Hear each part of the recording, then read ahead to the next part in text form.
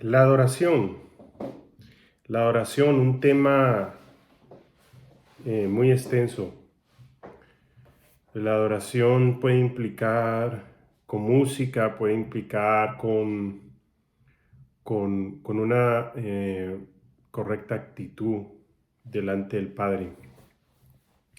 Es muy importante que nosotros entendamos que cuando nosotros entramos a un proceso de adoración profunda, y ya no quiero meterle ningún tipo de nombre, porque en los últimos tiempos se ha querido etiquetar la adoración.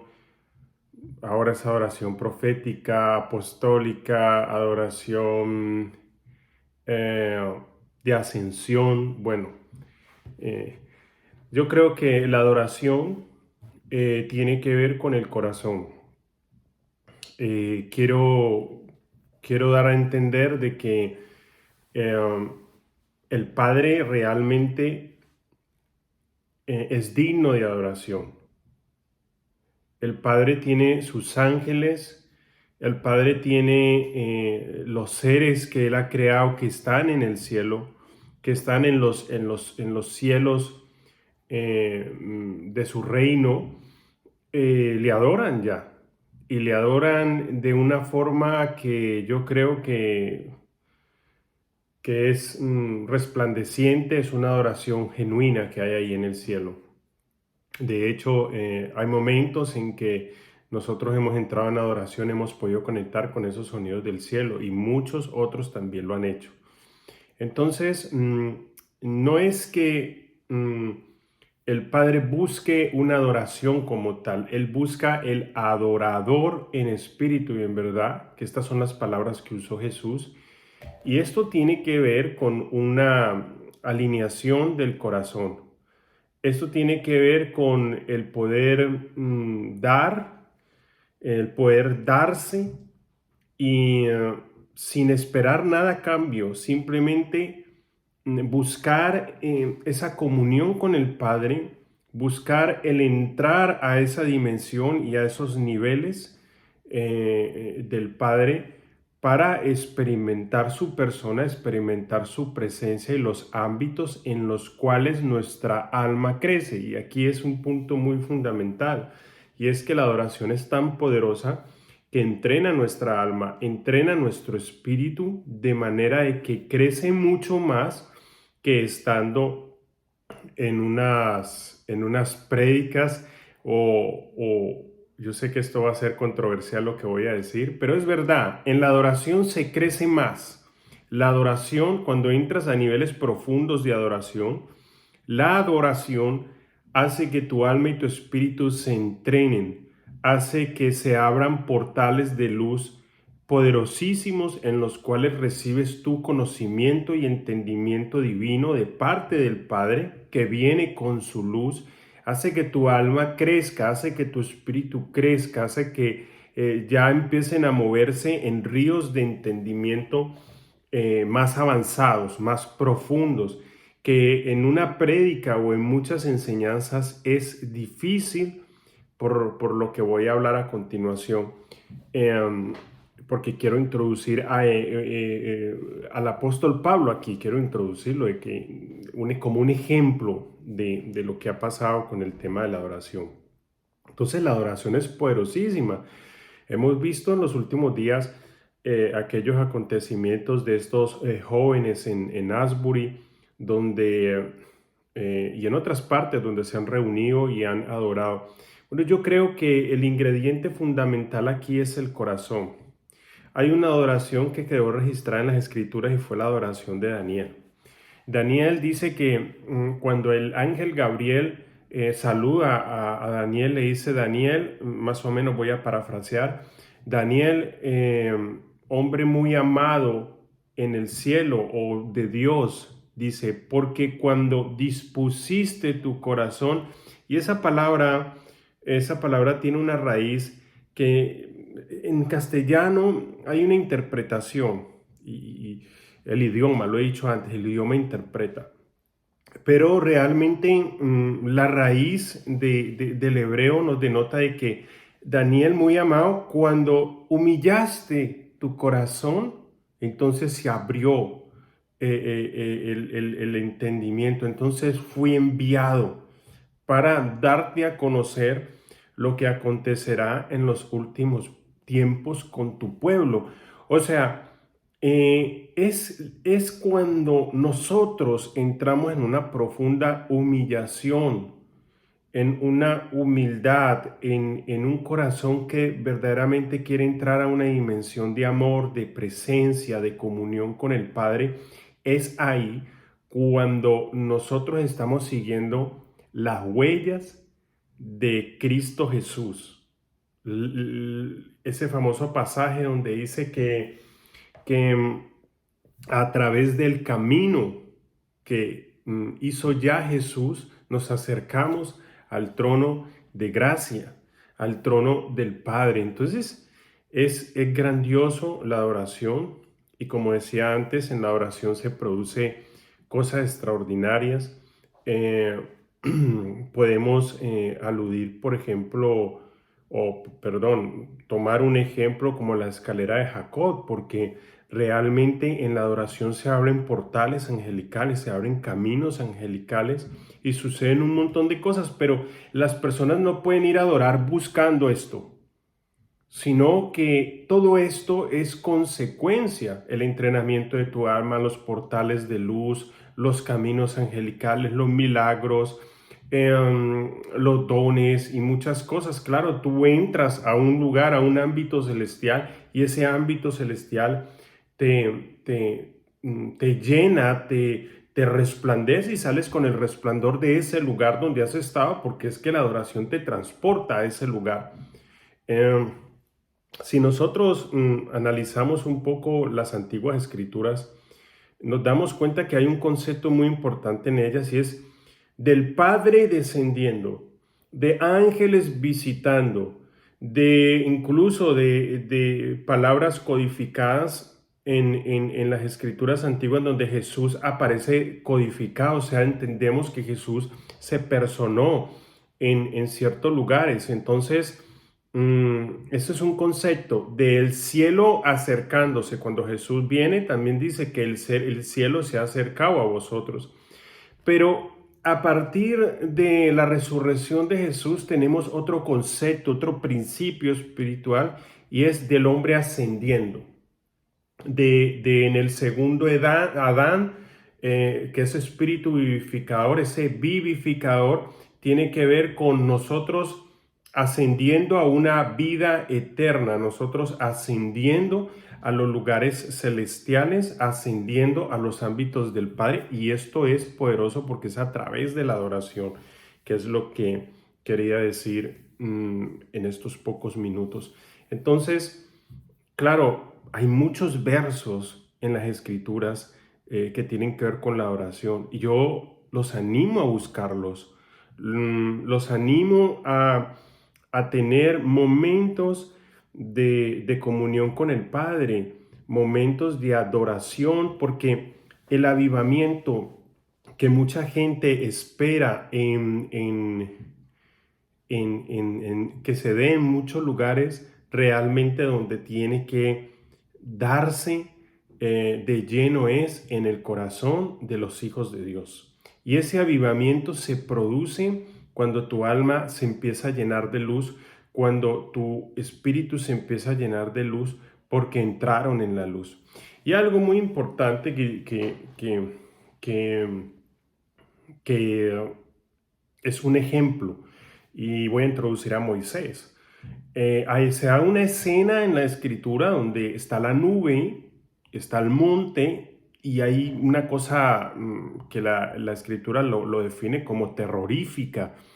El pueblo de Dios, el pueblo de Israel está totalmente aterrado de lo que está viendo, mas sin embargo de la nube sale la voz y llama al pueblo. Y el pueblo se reúne con Moisés y le dice, bueno Moisés, nosotros no queremos entrar en esa nube, tenemos miedo, estamos aterrados. Entonces ve tú y habla con el Padre y ya nos comunicas cómo va la cosa, qué tenemos que hacer. O sea, yo lo estoy parafraseando, pero lo pueden buscar en la escritura. Esto es tremendo lo que sucede ahí. O sea, es el padre encontrándose con sus hijos, pero sus hijos, o queriendo encontrarse con sus hijos, pero sus hijos aterrados de todo esto que rodea toda esta, vamos a llamarlo así, manifestación alrededor de la nube, que en vez de ellos entenderlos aterra. ¿Por qué los aterra? Precisamente porque no hay entendimiento, pero Moisés ya había sido afectado por, por la luz del Padre y tenía un entendimiento. Mas, sin embargo, yo estoy seguro de que Moisés en algún momento tuvo miedo y se sintió también aterrado por lo que estaba viendo. Pero hay algo bien fundamental que no se ha hablado de Moisés, y es que Moisés se menospreció a sí mismo. Moisés dijo, da igual. O sea, la actitud, o sea, lo que hizo Moisés da a entender que a él no le importó su propia vida. Voy a entrar en la nube. Voy a responder el llamado del Padre aunque me cueste la vida. Entonces, menospreció su vida hasta la muerte, como dice el libro del Apocalipsis, y, y entró a la nube y no le sucedió nada, al contrario, entró en ámbitos de luz, entró en un momento resplandeciente, su alma fue transformada, su espíritu fue transformado, su ser fue transformado. Salió Moisés de la nube diferente, resplandeciente, con un entendimiento no de la tierra, sino del cielo, con diseños, con poder, con autoridad. Y este es el problema. Y aquí es donde introduzco al apóstol Pablo. Cuando el apóstol Pablo, hay escrituras que lo definen como la conversión de Pablo, y vamos a ver si esto fue una conversión verdadera. Cuando el apóstol Pablo tiene esta aparición de nuestro Señor Jesucristo en el camino, que es tumbado el caballo y que sale esta luz resplandeciente, se produce algo, es que él queda ciego. ¿Por qué queda ciego? Es lo que quiero yo explicar. Queda ciego porque su mente era una mente racional.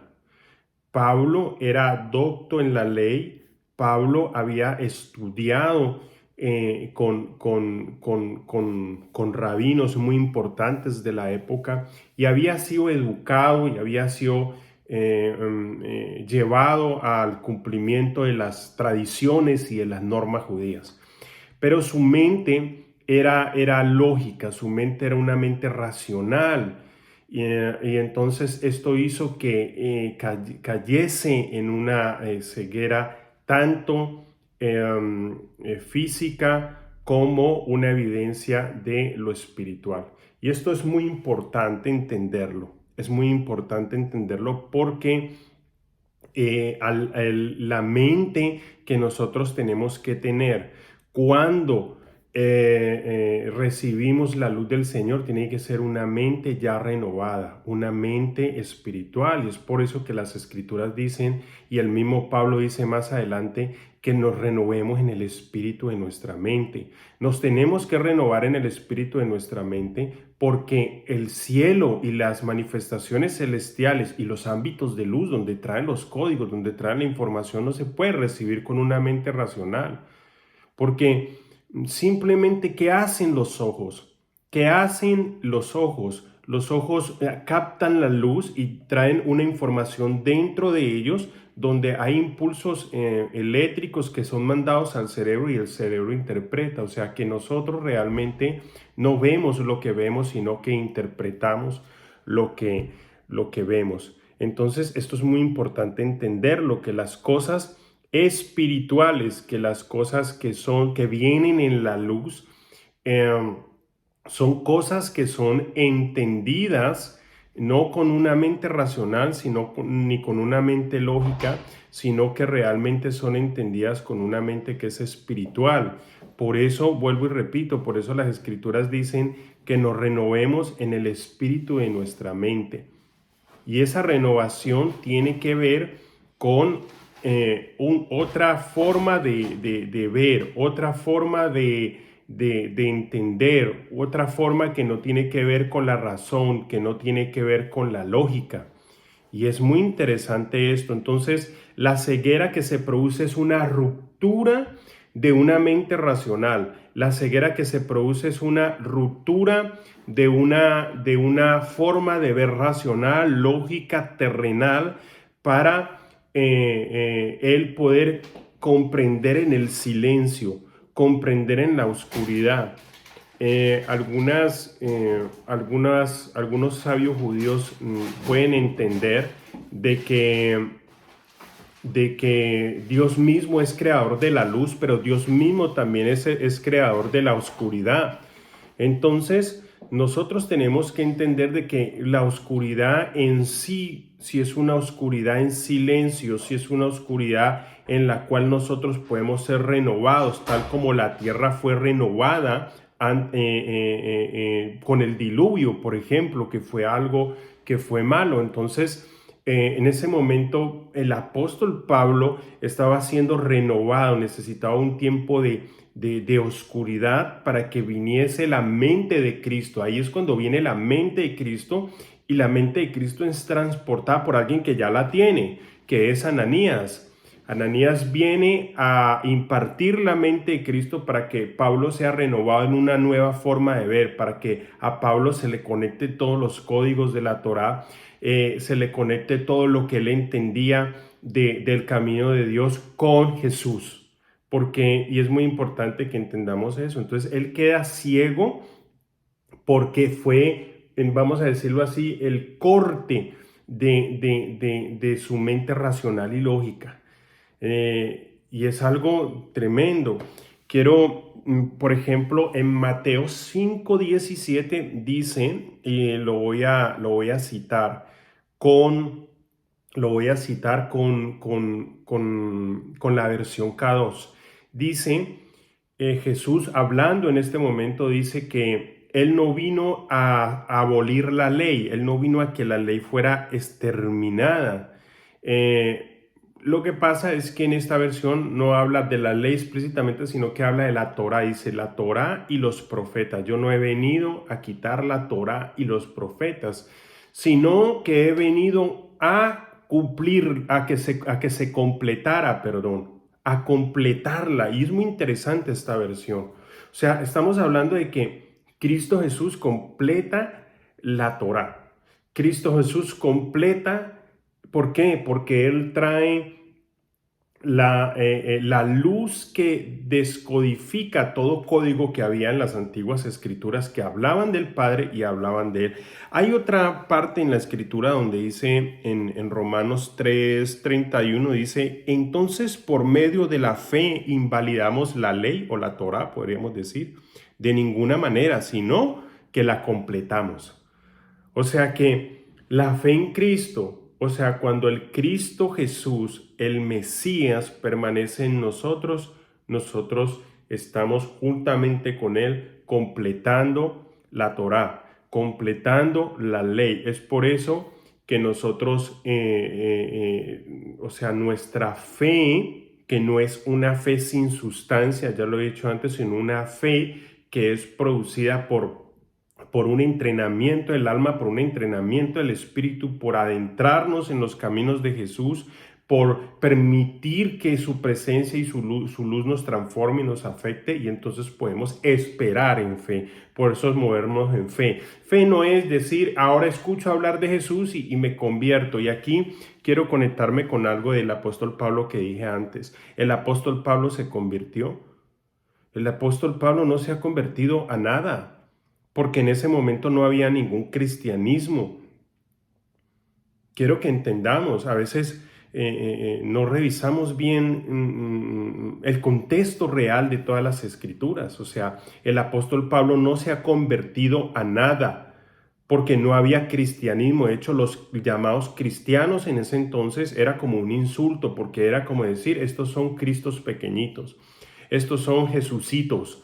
Entonces era como algo como un insulto de la gente de ese tiempo a las personas que estaban siguiendo o que habían creído en nuestro Señor Jesucristo. Entonces no había ningún cristianismo. De hecho, Pablo no abandona, y vuelvo y me conecto con lo que hace unos minutos acabo de decir. Pablo no abandona su conocimiento y su entendimiento de la Torá y de los profetas. Al contrario, a Pablo se le completa. Cristo Jesús vino a completarle todo ese conocimiento que él tenía, y él ya no ve una verdad a medias o una verdad confusa, tergiversada por la religión y las sectas de ese tiempo, sino que él ya está viendo en la luz, como el Salmo que dice que Padre, tú eres dador de toda la vida y en tu luz vemos la luz. O sea, ya Pablo estaba viendo en la luz, ya tenía los códigos que Cristo había puesto en su interior para poder descifrar todo lo que hablaba la Torá del Padre, todo lo que hablaba la Torá de Jesús, del Espíritu de Dios, lo que tenía que acontecer.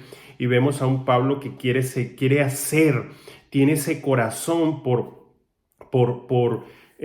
mostrar todo esto que él entiende a sus hermanos los judíos, pero sus hermanos los judíos no logran entenderlo en esta manera. Es por eso que terminan hablando de él como Pablo, o una persona que es difícil de entender. Pero ¿quién habla? ¿Quién hace ese comentario? Una persona que es judía, porque no tienen a Cristo. Es por eso que Jesús dice, y si mis palabras permanecen en vosotros, o sea, Cristo como el verbo, Cristo como la palabra, al permanecer en nosotros, nuestra alma está recibiendo, Él mismo está dándonos a entender, está revelándonos juntamente con el Espíritu Santo la Escritura, los códigos que hay ahí, secretos de la Escritura. Y digo secretos porque es que tenemos que entender que hay un tiempo de la revelación. Cuando Cristo Jesús estuvo en la tierra, estamos hablando de que la palabra fue revelada, los códigos fueron revelados, la luz fue revelada. Y esto es importante que lo entendamos. He escuchado muchas veces que en ciertos estudios, hace poco en la revista de la National Geographic, han hablado del Jesús histórico, han sacado 2 tomos del Jesús histórico, y se está hablando mucho de la vida de Jesús. Hay quien dice que Jesús tenía algunas denotaciones místicas, cabalísticas, porque hay algunas personas que están,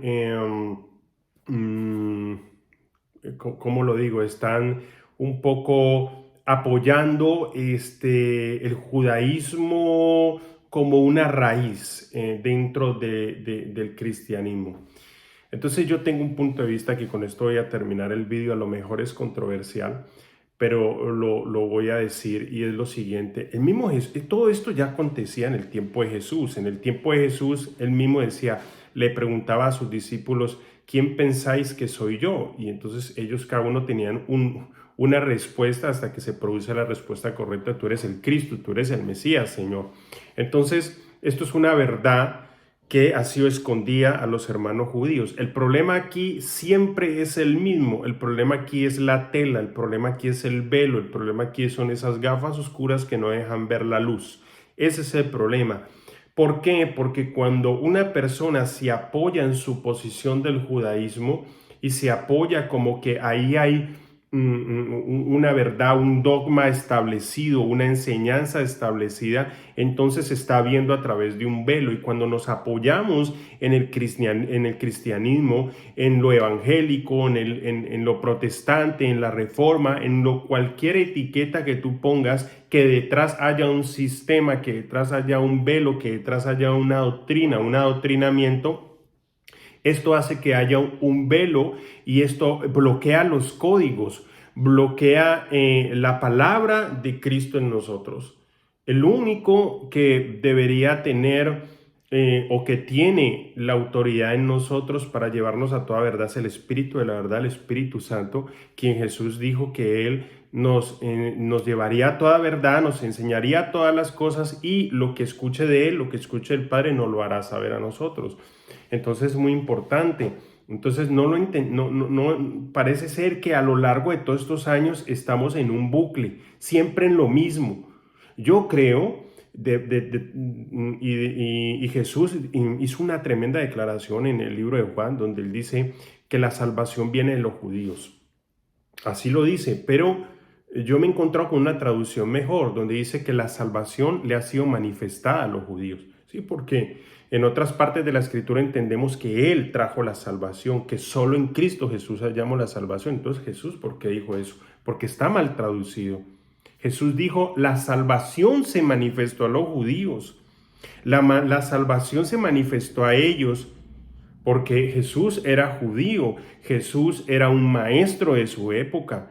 Jesús, porque hay muchas verdades a medias que están soltando. Están diciendo que Jesús era un rabino, que Jesús practicaba no sé qué. Sí, Jesús era un rabino, Jesús era un maestro, porque si no, no podía compartir en las sinagogas. No, en ese tiempo no se ordenaba a los rabinos como se ordenan ahora, pero él era un maestro. Lo que pasa es que en el cristianismo ha habido una tendencia siempre a dividirse de los judíos, dividirse de la parte hebrea. Y es que no, el apóstol Pablo es muy claro en esto. No podemos juzgar a ellos, no podemos decir nosotros somos los de la gracia, los cristianos, y ellos son los de la ley, como que el agua y el aceite, un montón de cosas que no son ciertas. Hacemos parte del mismo árbol, hacemos parte de la misma raíz en Dios y no puede haber una distinción porque entonces eso nos impide ver la luz verdadera y el entendimiento verdadero. Entonces es muy importante que todos entendamos esto. Y Jesús era un maestro de su época. Y yo creo que está muy mal decir que tuvo 3 años de ministerio. Yo creo que todo el propósito de Jesús fue de antes de la fundación del mundo, en su nacimiento, en su muerte, en su resurrección y aún en el cielo. Sigue siendo su propósito. Como se atreven algunos a reducir cierta obra en 3 años. Lo que pasa es que en ciertas corrientes cristianas y ciertas doctrinas cristianas de hace mucho tiempo se ha malinterpretado la gracia y se ha creído que todo tiene que ser un milagro.